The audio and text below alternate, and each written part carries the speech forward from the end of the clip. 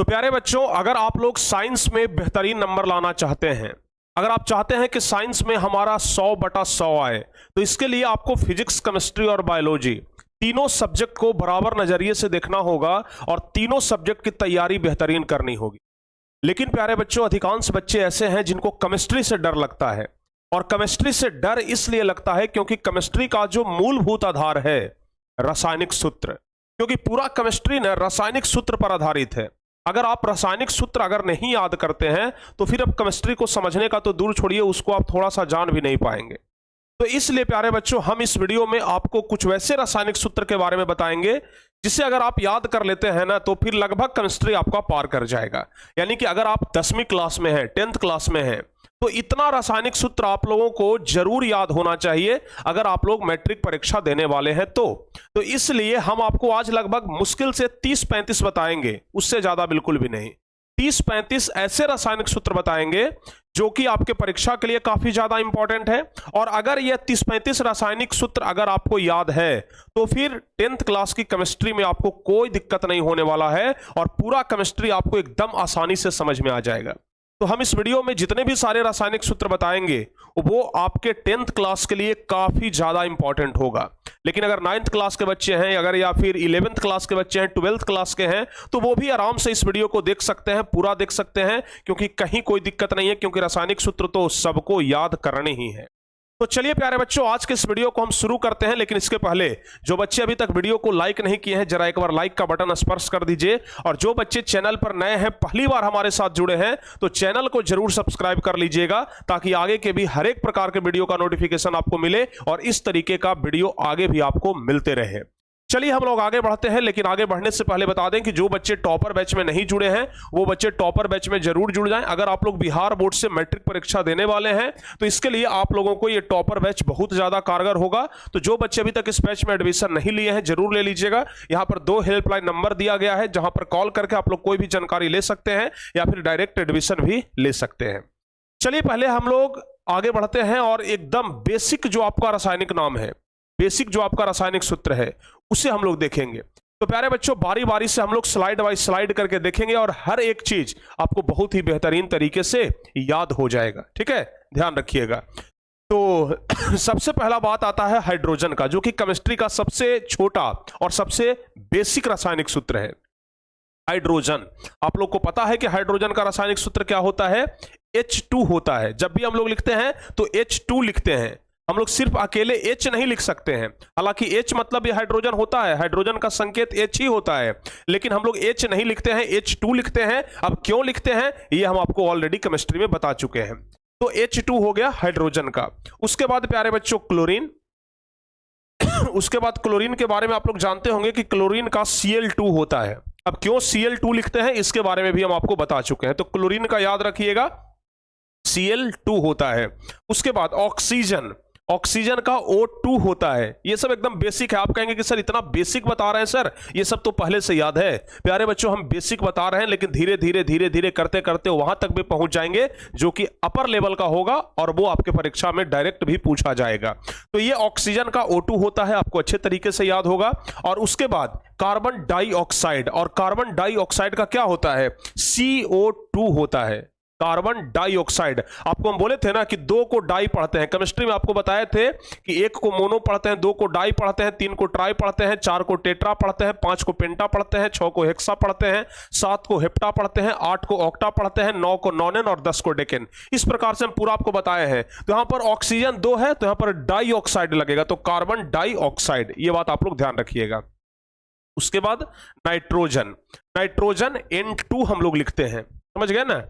N2 से हम लोग इसको क्या लिखते हैं? नाइट्रोजन को। उसके बाद हाइड्रोक्लोरिक अम्ल, जो अम्ल हमारे पेट में पाया जाता है, हाइड्रोक्लोरिक अम्ल, इसका सूत्र क्या होता है? HCl होता है। क्या होता है?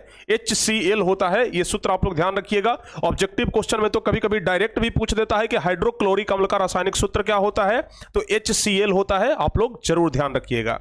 और उसके बाद अब आता है calcium carbonate, calcium carbonate CaCO3, ध्यान रखिएगा। डायरेक्ट ऑब्जेक्टिव क्वेश्चन में पूछेगा कैल्शियम कार्बोनेट का रासायनिक सूत्र क्या होता है, तो जवाब होगा CaCO3, कैल्शियम कार्बोनेट CaCO3। ध्यान रखिएगा। आगे है calcium oxide CaO, calcium oxide CaO, ध्यान रखिएगा CaO कैल्शियम ऑक्साइड, चूने का पत्थर भी इसको बोलते हैं, तो CaO ध्यान रखिएगा। आगे है जल, पीने वाला जल प्यारे बच्चों, पानी, इसका होता है H2O, ध्यान रखिएगा क्या होगा H2O, समझ गए ना, याद रहेगा, सारे बच्चों को याद रहेगा ना, H2O जल का होता है, एकदम आसान है। अब उसके बाद मैग्नीशियम क्लोराइड, मैग्नीशियम क्लोराइड का क्या होता है MgCl2 होता है, मैग्नीशियम क्लोराइड का क्या होता है MgCl2, मैग्नीशियम क्लोराइड। ये सब ना याद रखिएगा, डायरेक्ट क्वेश्चन में पूछेगा, और ये सब अगर याद रखते हैं ना तो फिर केमिस्ट्री 10th क्लास का एकदम आसान हो जाएगा, बहुत ही आसान तरीके से आप लोग केमिस्ट्री पढ़ना शुरू कर देंगे, क्योंकि ये सब मूलभूत आधार है केमिस्ट्री का जो कि आप लोगों को जानना ही होगा। तो मैग्नीशियम क्लोराइड MgCl2।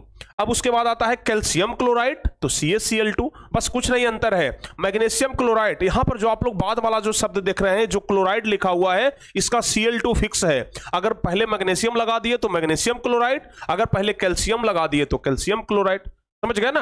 तो अगर आपको संकेत याद है तो फिर आराम से आप लोग रासायनिक सूत्र लिख सकते हैं। जैसे कैल्शियम का संकेत क्या होता है Ca होता है, उसी प्रकार से मैग्नीशियम का संकेत क्या होता है Mg होता है, और क्लोराइड का आपको पता है Cl2, तो MgCl2 यानी कि मैग्नीशियम क्लोराइड, CaCl2 यानी कैल्शियम क्लोराइड।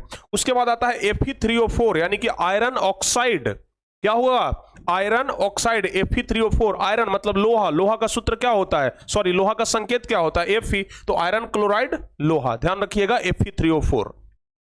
आगे है सल्फ्यूरिक अम्ल, ये तो डायरेक्ट कितना बार क्वेश्चन पूछा भी जा चुका है कि सल्फ्यूरिक अम्ल का सूत्र क्या होता है, जवाब ध्यान रखिएगा H2SO4 होता है, ठीक है ना, सल्फ्यूरिक अम्ल H2SO4 होता है, ध्यान रखिएगा। अब इसी में एक आता है सल्फ्यूरस अम्ल, तो बस यहां पर जो 4 है ना, ये 4 के जगह पर बस 3 लग जाता है। अगर 4 के जगह पर 3 लग गया, देखिए जब 4 था तो सल्फ्यूरिक अम्ल, ध्यान रखिएगा, जब H2SO4 था तो सल्फ्यूरिक अम्ल, अब क्या होगा बस H2SO3 हो गया तो सल्फ्यूरस अम्ल, ठीक है ना, ज्यादा कुछ अंतर नहीं है, सल्फ्यूरिक अम्ल सल्फ्यूरस अम्ल, बस यहां पर 3 के जगह 4 और 4 के जगह 3 हो जाता है। उसके बाद आगे है HCl यानी हाइड्रोजन क्लोराइड, ठीक है ना, बहुत सारे बच्चे इसको हाइड्रोक्लोरिक अम्ल भी पढ़ लेते हैं, लेकिन हाइड्रोजन क्लोराइड भी हम इसको पढ़ते हैं HCl, ध्यान रखिएगा। आगे HNO3 ये नाइट्रिक अम्ल है, क्या है ये नाइट्रिक अम्ल है, जो कि एक स्ट्रॉन्ग एसिड होता है, प्रबल अम्ल होता है। प्रबल अम्ल हम आपको बताए थे कि H2SO4 प्रबल अम्ल होता है, उसके अलावा ये नाइट्रिक एसिड जो है वो प्रबल अम्ल होता है, यानी कि HNO3, और उसके बाद HCl हाइड्रोजन क्लोराइड, समझ गए ना, ये सब आप लोग ध्यान रखिएगा। अब उसके बाद NH3 ये प्यारे बच्चों अमोनिया होता है, और ये काफी ज्यादा इंपॉर्टेंट है, बहुत बार पूछा गया है कि अमोनिया का रासायनिक सूत्र क्या होता है, तो NH3 होता है। उसके बाद है जिंक सल्फेट ZnSO4, ध्यान रखिएगा, जिंक सल्फेट का क्या होगा ZnSO4, याद रहेगा ना, जिंक सल्फेट ZnSO4। उसके बाद है मैग्नीशियम ऑक्साइड, तो मैग्नीशियम ऑक्साइड का MgO हो जाएगा, ठीक है, क्लियर है, मैग्नीशियम ऑक्साइड का क्या हो जाएगा MgO, Mg से मैग्नीशियम, O से ऑक्साइड, तो मैग्नीशियम ऑक्साइड, ठीक है ना, ध्यान रखिएगा। अगर MgO2 लग जाता है ना तो मैग्नीशियम डाइऑक्साइड हो जाता है। इसी में अगर MgO2 अगर बाय द वे मान लिया जाए कि यहां पर अगर 2 लग जाता है तो ये क्या हो जाता है मैग्नीशियम डाइऑक्साइड, लेकिन हम यहां पर आपको सिर्फ बता रहे हैं मैग्नीशियम ऑक्साइड।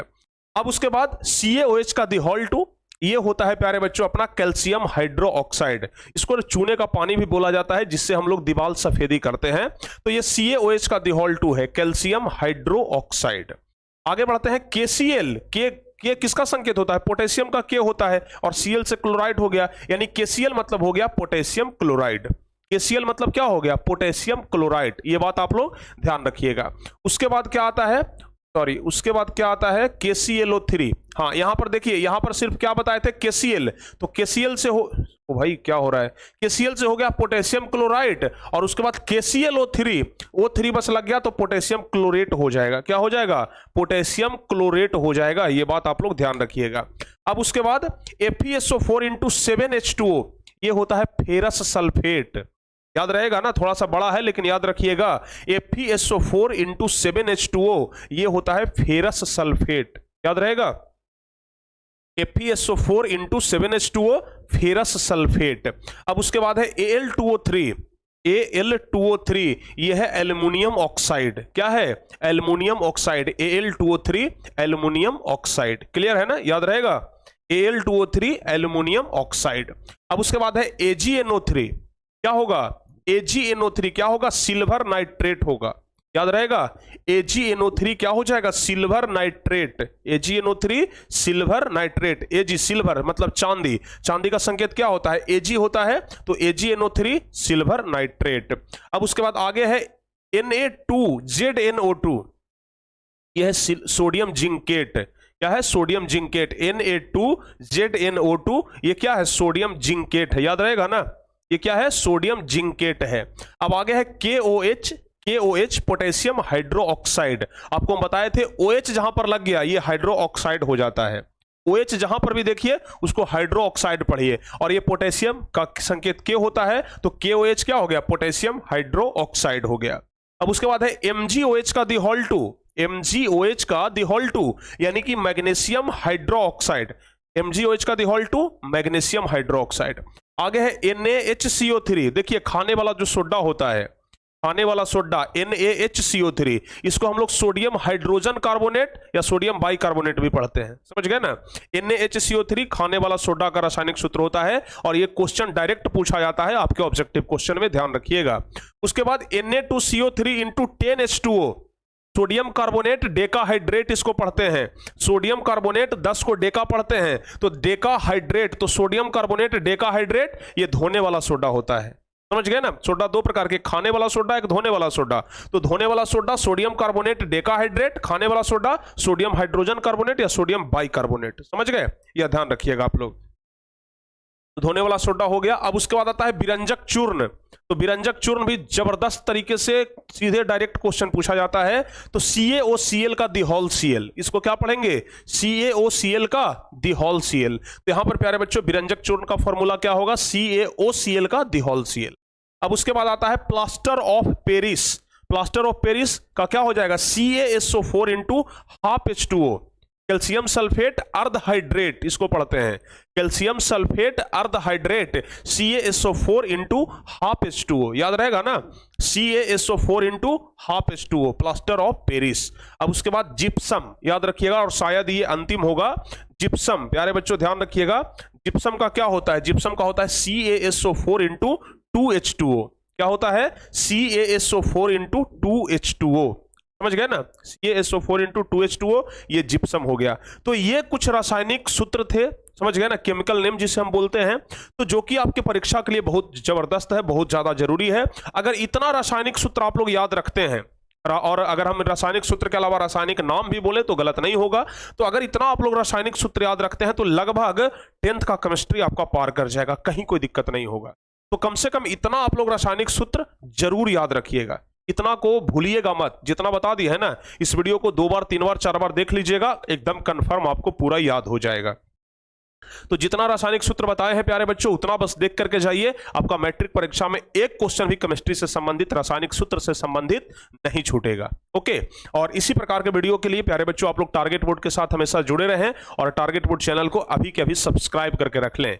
और जो बच्चे अगर मैट्रिक की तैयारी हमसे करना चाहते हैं तो फिर वो टॉपर बैच में हमारे साथ जुड़ जाएं, एडमिशन ले लें, और हमारे साथ जबरदस्त तरीके से तैयारी करते रहें। मिलते हैं प्यारे बच्चों अगली किसी वीडियो में, तब तक के लिए जय हिंद, धन्यवाद।